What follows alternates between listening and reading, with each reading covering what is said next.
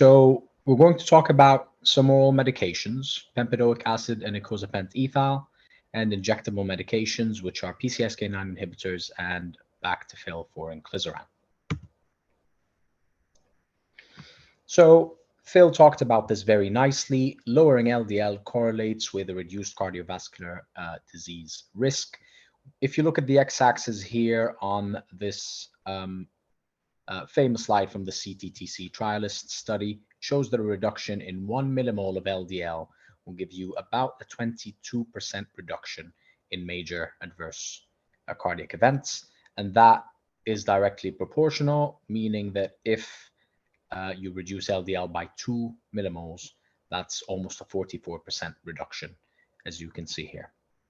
So we know that LDL reduction does reduce the risk. Cardiovascular disease is responsible for 25% of deaths in the UK, and increased LDL levels are known to be a direct cause of atherosclerotic cardiovascular disease. We usually, when we talk about risk factors, we say associated with or attributed to or something like that. But in the case of LDL, there's a massive amount of evidence that led to this sentence that was released by European societies saying that increased LDL levels are a direct causative of atherosclerotic cardiovascular disease rather than just associated with or attributed to. Now, that being said, regardless of the risk groups that Phil talked about, whether it's low, moderate, high, or very high risk, 2/3 of our patients are not achieving their LDL goals. So this is a slide from the Da Vinci study, which was all over Europe, and 2/3 of our patients are not hitting their goals. And of course, it makes more sense that the higher risk the patients, the lower the target that we want. So Phil spoke about very high risk to be, we target an LDL of about 1.4, high risk, we target an LDL of 1.8, and therefore these are lower LDLs and harder to get to in these very high risk patients. So we know that LDL is causative. We know we need to reduce it, yet we are not able to do that. And 2/3 of our patients are not getting to their goal. So when we talk about lipid lowering therapies, 99% of our patients are on monotherapy. And 99% of those patients, that monotherapy is statins. Only 1% of those patients will be intolerant to statins and will be on ezetimibe. But 99% of our patients are on monotherapy, despite the fact that we did have, up till recently, only ezetimibe as well, but still patients who are only on more or less statins. And we don't have any patients on triple therapy. So we're not doing enough. Right? We're not doing enough, and we can do more. We can add on more medications to try and reduce the LDL levels, get more people into control. Hopefully, with QOF, that should be a driver as well. So statin therapy alone can be insufficient to lower LDL levels. Now, here's where we come to our first new medication, bempedoic acid, or NILEMDO as a trade name. So bempedoic acid is indicated in adults with hypercholesterolemia, whether that's familial or not, either A, in combination with a statin or with other lipid-lowering therapies in patients unable to reach their LDL goals, or alone or in combination with other lipid-lowering therapies in patients who are statin intolerant or where a statin is contraindicated. So basically either an add-on therapy to statins or ezetimibe, or both in combination, or can be used when statins are contraindicated. Now, how does bempedoic acid work? We know that statins work on the key enzyme in cholesterol synthesis, HMG-CoA reductase. That's right there. And bempedoic acid acts on another enzyme that's a couple steps above HMG-CoA reductase in the cholesterol synthesis pathway, called ATP citrate lyase.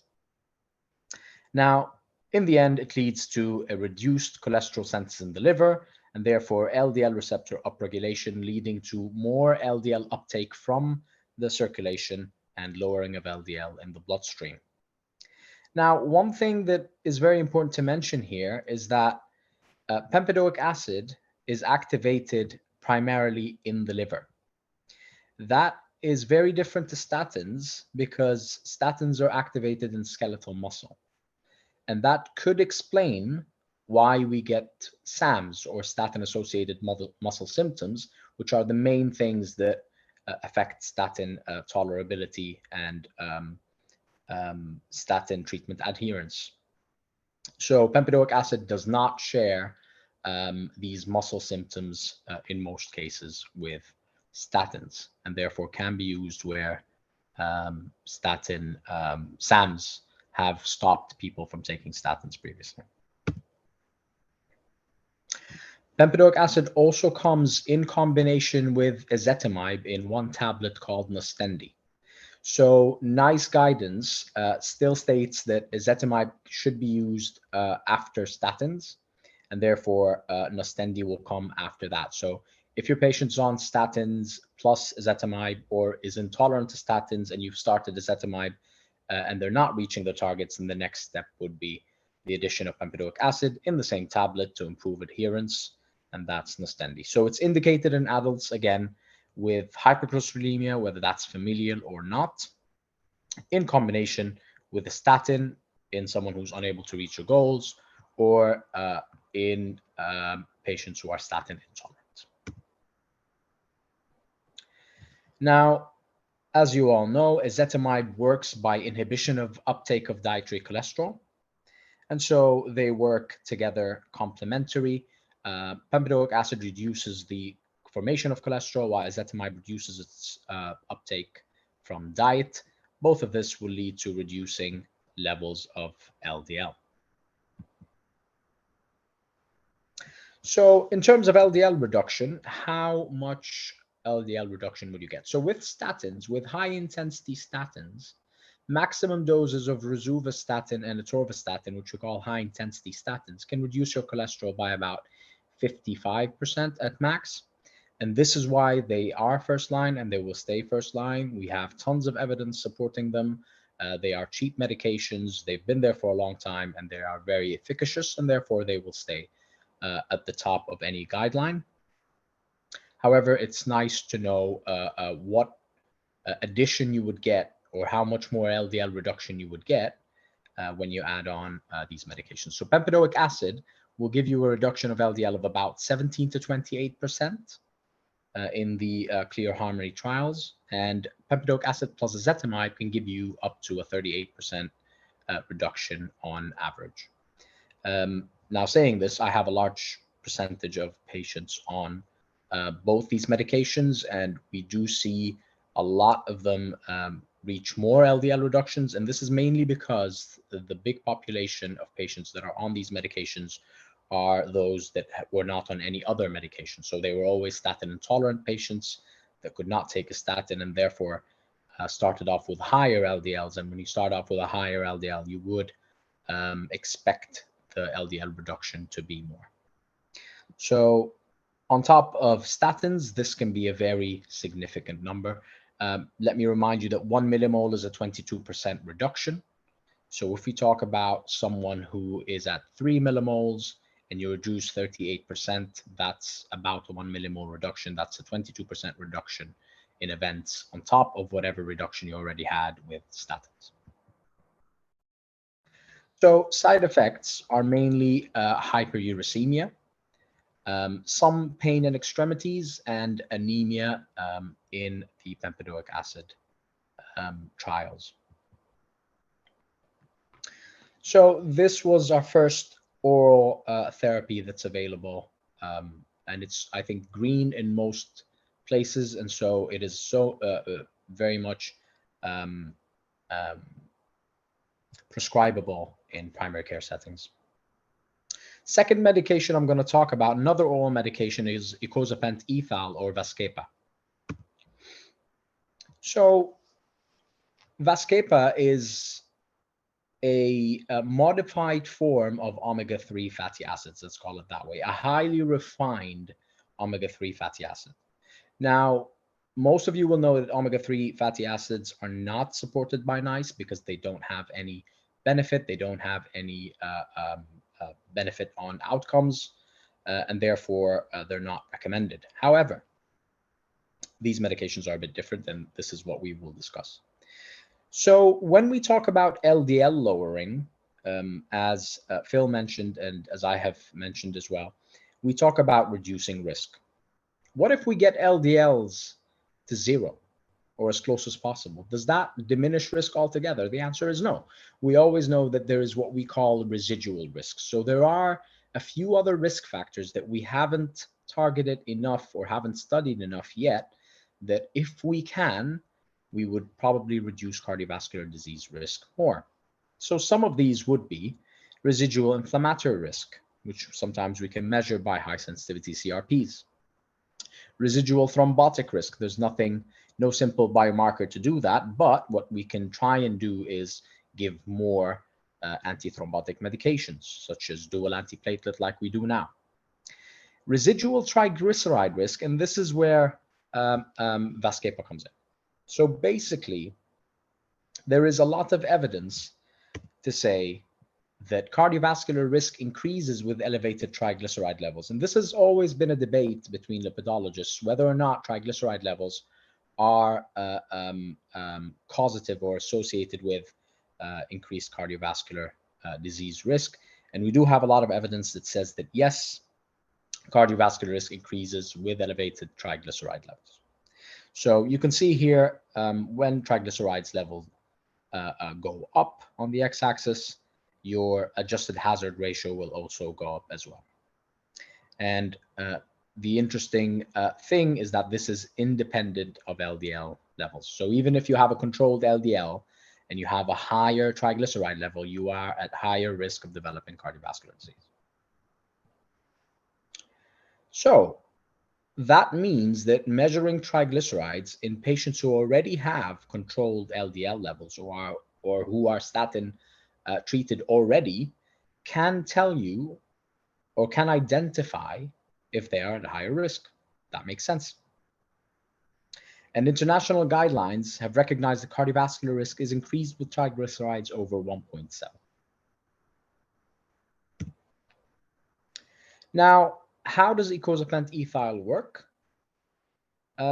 Basically, it's still not completely understood, but we have a few mechanisms of action, that can include an increased fibrous cap stability, anti-inflammatory and antioxidant effects, improved endothelial function, anti-platelet effects, which leads to one of its major side effects, which is bleeding, and reduction of inflammation in terms of reduction in macrophage accumulation. So each of these mechanisms can alter the development, progression, and stabilization of atherosclerotic plaques, and therefore improve outcomes. That being said, we are not still 100% sure, or we're not 100% in understanding of how they work. So when does NICE recommend icosapent ethyl? Basically, it's only recommended if patients already have had evidence of atherosclerotic cardiovascular disease. So it's only for secondary prevention now. So patients should have established cardiovascular disease, which is either acute coronary syndrome, coronary heart disease, ischemic stroke, or peripheral vascular disease. Now, the condition is LDL levels have to be less than 2.6, as in the patient should be on a statin, and their triglyceride levels above 1.7. So you have a patient who is on a statin and you've gotten their LDL levels to acceptable levels. Let's say you've hit the target of 1.8 millimoles, but then you looked at triglyceride levels and triglycerides are more than 1.7, and this patient has already had atherosclerotic cardiovascular disease, then icosapent ethyl is indicated. Now, why is it indicated? What does it do? These are the results of the REDUCE-IT trial, which had icosapent ethyl. So basically, 70% of the patients in the trial already had established cardiovascular disease, and a lot of them were very high risk, as in had diabetes plus 1 risk factor. These patients were followed up versus placebo, and 5-point MACE was the primary endpoint, and the key secondary endpoint was 3-point MACE. MACE, of course, is major adverse cardiovascular events. So the REDUCE-IT aimed to establish whether or not icosapent ethyl could reduce the risk of cardiovascular events versus placebo in patients either who've already had atherosclerotic cardiovascular disease or at high risk already on a statin. And interestingly enough, we've had statistically significant reductions in 5-point MACE and 3-point MACE versus placebo. So you had a 25% relative risk reduction with icosapent ethyl versus placebo in 5-point MACE, and the number needed to treat for that was 21, and a 26% relative risk reduction with 3-point MACE. Now, if you look at all the endpoints, so we're talking about 5-point MACE and 3-point MACE in the first two, and then cardiovascular disease, non-fatal MI, fatal or non-fatal MI, revascularization, cardiovascular death, hospitalization from unstable angina, fatal or non-fatal stroke, you will find that the relative risk reduction in all of these is very much significant. So all your p-values are less than 0.05. A lot of them are highly significant, less than 0.01. 0.001, sorry. Your relative risk reductions are anywhere between 25 to about 35% in all of these outcomes. So clearly, you've had an improvement in patients on the icosapent ethyl arm versus placebo. Now, side effects, there's quite a few, but the most common ones are bleeding, which happened in 11.8% of patients versus about 9.9% in the placebo patients. And this is interesting because one of the things we talked about, like I said previously, one of the mechanisms of action is that we thought it had an antiplatelet action, and that's why it could be beneficial. So as patients are who are on dual antiplatelets, this can also cause bleeding. And there was an increased incidence of atrial fibrillation in patients, 5.8% in icosapent ethyl versus 4.5% placebo.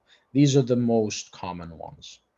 And again, a lot of people will say, oh, the risk of atrial fibrillation, but in a very similar way to what we say when we talk about statins can cause incipient diabetes, the benefit you get is way higher than the risk of having AF. So that's VASCEPA. A third medication is PCSK9 inhibitors, which came before both of these medications, and this is the first of our injectable medications. Now, PCSK9 inhibitors are only to be prescribed in secondary care, and therefore, if our colleagues in primary care want to prescribe PCSK9 inhibitors, they will have to refer patients on. This is in contrast to inclisiran, of course, where you can start it in primary care. It is green. So how do they work? I'll make this simple. LDL receptors in hepatocytes hold on to LDL in the circulation. They take it in and they break it down. Now, PCSK9 normally breaks down these LDL receptors and therefore does not allow LDL to be taken off from the plasma. What PCSK9 inhibitors do is that they stop PCSK9 from doing this, making more LDL receptors available on the surface of hepatocytes, and these can pick up all the LDL and therefore reduce LDL in the circulation and hopefully reduce the formation of atherosclerotic plaque. So we have two PCSK9s, evolocumab and alirocumab. NICE guidance states that these are indicated in patients who are either patients for secondary prevention, or you can only use it in primary prevention when the patient has diagnosed FH. So again, in contrast to bempedoic acid is the only one that can be used for primary prevention. Whether it's VASCEPA, inclisiran, or PCSK9s, these are only for secondary prevention patients. So these are patients who have had atherosclerotic cardiovascular disease, except for PCSK9s. If the patient has FH, then that's different. But let's disregard FH. If patients have cardiovascular disease and a high risk of cardiovascular disease, then they are indicated if LDLs are persistently above 4 or persistently above 3.5 if the patient is at very high risk of cardiovascular disease. So to recap again, let's think about the whole process. You start with statins, you try to optimize statins, you're not getting there, then you have a few options. You can either go with ezetimibe plus bempedoic acid, or you can go with inclisiran, or you can go with PCSK9s. Now, what makes the choice is something that I'm happy to answer later in other questions. How efficacious are they? So we talked about statins giving us a 55% reduction at max. We talked about bempedoic acid giving us about 28% at max. Bempedoic acid plus ezetimibe giving you about 38%. Now, PCSK9s can give you about a 60% reduction, which is very, very high, especially if you give it on top of a statin already.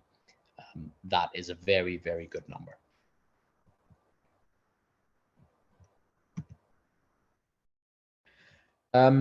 Now, again, let's talk about cardiovascular outcomes, because this is what's important. A lot of people will argue how much LDL has been lowered, but I think as clinicians, we all want to see whether or not that has translated into a reduction of events. So if you look with me here at the primary endpoint, it was MACE in both the Fourier study, which had evolocumab, the Odyssey outcomes had alirocumab, and the primary endpoint was a 15% reduction in MACE in both of the medications. So you've had a cardiovascular outcome, a positive cardiovascular outcome for both of these trials and both of these medications. So statins have this, ezetimibe has this, bempedoic acid also has this, PCSK9s also have a mortality benefit. We are yet to await inclisiran's mortality benefit data.